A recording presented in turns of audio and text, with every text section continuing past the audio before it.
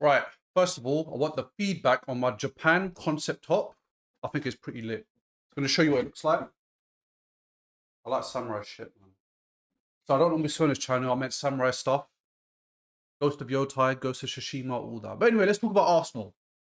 Got a nice, lovely, convincing win the other day, 4-0 against Wigan. Obviously, Wigan not a top side anymore like they used to be.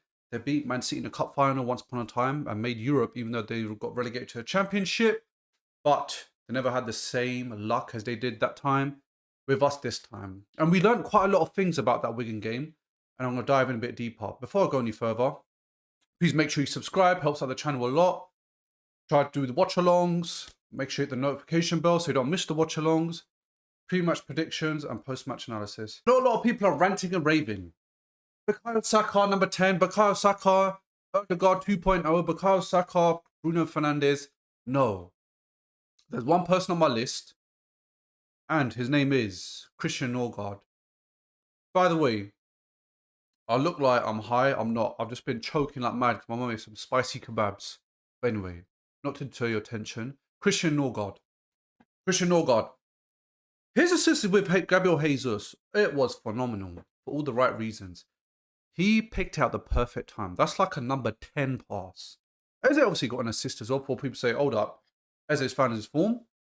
But Christian Ødegaard, he is looking sublime in that midfield. And I think what the frustrating thing is that he's always left out when we have Premier League games. When we have these, but we play these low teams, these bottom teams, in cup fixtures, Christian Ødegaard's name is flying left, right, and centre. But we don't get to see enough of him in the big games, like Premier League, in the Champions League, as often as we should.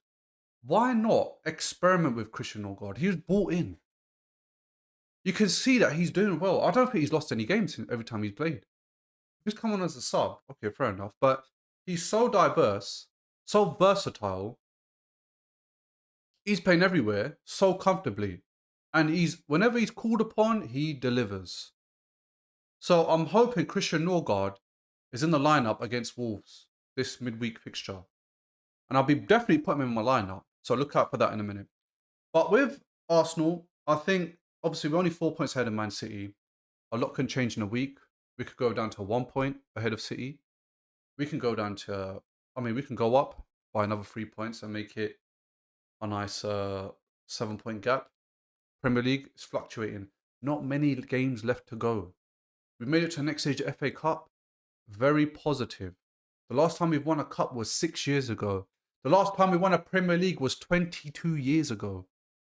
22 years ago. Do you know how old I was? I was 11. Damn. I'm sorry. That's mad. I didn't have my first girlfriend by then. I didn't know what social media was back then. I was still playing Game Boy. But I feel like this season we're going to get it. I'm going to be honest. We're going to get the Prem. You heard it here. We're going to get the Prem, bro. Yeah? We're definitely going to get it. But Bukayo Saka number 10. I liked what I saw. But again, it's Wigan. Can he do that in a cold night? In Wolverhampton? At the Molineux? Can he do that? Can he do it week in, week out?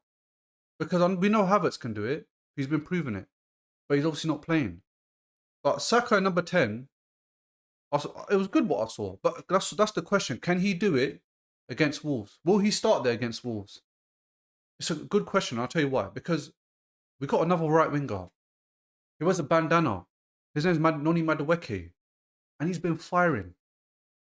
I'm not talking about that scene in Suicide Squad with Will Smith. I'm talking about scoring goals. Yeah, he's scoring goals. He's found his form.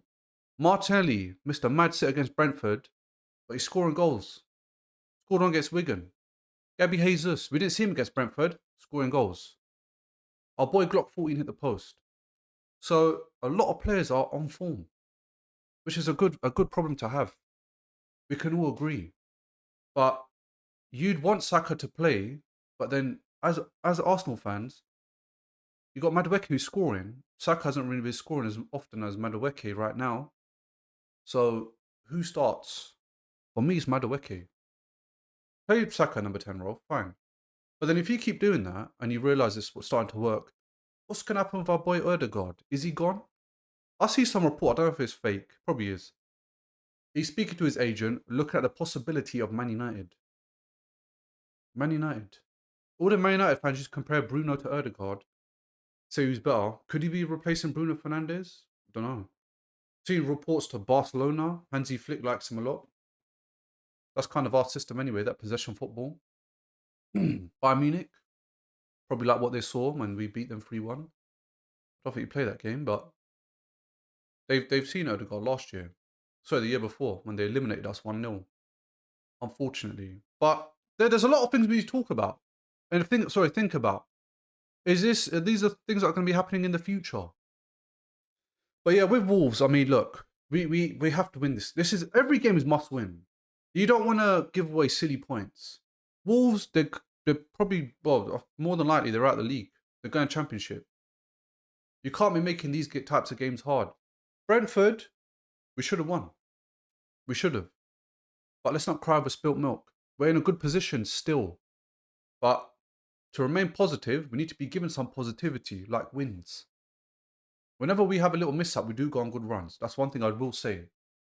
And with Arsenal, they can't bottle it this season. They know they can't. Us fans, we can't allow that. Because Carabao Cup, you're in the final. You invested heavily. You're top of the table for so long. How can you let it go at the last minute? We can't afford to do that. Now, the difference is a few seasons ago, we were in the same position where we were just ahead of City. I think the pressure we had was two things. We've never won trophies, so we don't know what it's like to go on a run. And the second thing is, I think every game we played in the latter stages of the season, Man City always had a game in hand or 2 games in hand. So we'll be on top. And depending on Man City's form that week, you know, they could be ahead by 1 point or 2. So we were ahead, but only before their game in hand. Whereas obviously now it's different. We're playing the equal amount of games. Aston Villa have not been playing well as well. I mean, they got smoked by Newcastle at home. So I'm not really worried about them. But Arsenal need to make sure they get the job done. We're not trying to play silly beggars. We're not trying to play, we did well, runners-up trophy. There's no such thing as runners-up trophy. This is a must-win. And Wolves, they're not a great team. They're not. They're leaking goals left, right, and centre. They're not winning. They've sold their striker, Morgan Larson, 50 million for 2 goals. When Crystal Palace scored 2 in his debut. I think it was 2 or 1. So, they're a weak team right now. They can't reinforce because they can't re-attract. How are you going to attract players? You know, big quality players by saying, yeah, we're last. We're probably going to get relegated, but you want to join us. It wasn't going to happen.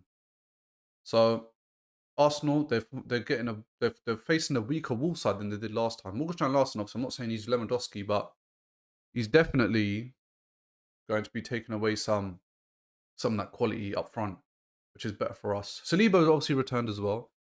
So I feel like, yeah, with Wolves, we'll definitely win. We're playing away, but I think Arsenal will be too tough for them, and I don't think they're going to move anywhere. In terms of possession, I feel like Arsenal are going to definitely win. How do I feel like Wolves will set up? I think it's going to be the low block. They did that last time around. And we made it really hard. It was a tough game, but it's because they were low blocking. And when they were low blocking, they're actually really good when it comes to organisation. But can they repeat that again? I don't think they will. I felt like they had a bit more quality last time, but they've obviously lost a few players. Injuries as well. We have injuries, but I feel like Arsenal will definitely blow them out the water. What would the team sheet look like? Calafiori got a little bit of a knock prior to the actual match against Wigan in the warm-up. So that was a bit unfortunate. So I don't think he'll start. Maybe he'll be on the bench. Who knows? But David Ryan goal. I think Kepa's been fantastic. Even if he started, I wouldn't be disappointed. He's not had much to do because the defense is so great. But I feel like when Kepa played against Chelsea, I was like, you know what? Actually, I respect him. Because he used to be a flop at Chelsea. He was getting grilled left, right, and centre. But now, he's playing really well for Arsenal. So if he started, I wouldn't be too disappointed. Not saying David Ryan's been playing bad, but, you know, I think our keeper situation is solid. Right back, I think Benny. I want to see Benny on. I want him a bit of rest. But I don't really see that happening. I'm going to say Benny right back. I'm going to say Saliba, Gabriel, both centre-backs. Mosquera. He's been playing great. You know, we've got a very good win ratio with Mosquera. So if he's in the mix as well, rather than Saliba, I wouldn't be disappointed. He made a wicked challenge against Igor Thiago. That's probably saved our season. That saved 3 points for us from losing. Left back, I'm going to go with Hincapié.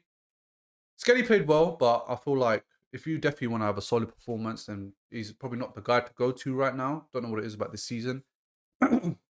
Midfield. I remember I said, I didn't lie. I want Christian Ødegaard in, and he's going to be in. I'm going to have him, and I want Rice to play. I think him and Rice will be quality on that pitch. Number 10, I'm going to go Ødegaard. Everyone's saying it, so I'm going to just join in. I'm not trying to be like a, I'm going to follow like a sheep or anything like that. But Saka played decent number 10. And I feel like because of the right wing situation, because Madueke is firing, you can't not put Madueke in the team. He's scoring goals. He's scoring. So I believe that when you're scoring, you deserve to start. So Madueke, right wing. Left wing, Martinelli. Up front, I probably is going to say, be consistent with the scoring basis. Gabriel Jesus, mate. Bring Gyökeres on as a sub. And I think that's a perfect team. Try and chop it up a little bit. I don't want to keep doing the same team sheet every week. I'm going off quality, performances from the previous games, and, what I want to see different. I want to see Ødegaard with Rice in a Premier League game, starting. So I want to see how it goes. We know Ødegaard's got great passing, good defensive awareness, can assist. But yeah, I want to see Ødegaard, and obviously Light's going to be on Saka as well. Would it be demoralising for Ødegaard and Eze? Probably. But listen, when Eze called up Arsenal to ask for, that transfer, you knew what situation you're getting into. We're buying a whole load of players because everyone's going to compete. So you're great at Crystal Palace, but this is the world this is your new life now.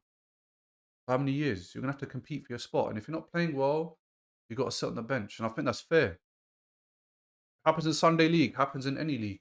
If you don't play well, you're subbed. That's it.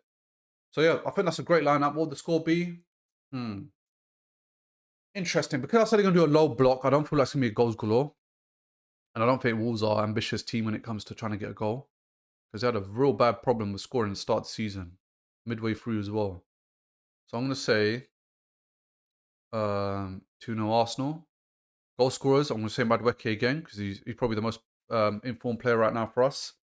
And I'm going to say we're going to get a set piece one. I'm going to say our boy Saliba. Yeah, Saliba and Madueke, 2-0. So that's my score prediction. That's my team sheet. Let me know what your thoughts are in the comments below. Please make sure you smash that like button. Please make sure you hit the subscribe button.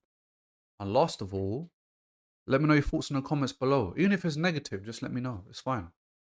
I like engagement in the chats because I like to see people's point of view. And it's not always about what I say is right. It's not about that in this channel. What it's about is what you say, you're challenging me. You're probably letting me know things that I probably weren't aware of or I'm not really thinking about. And I think that's great. I like to learn as well. So yeah. I'll see you in the watch along on Wednesday.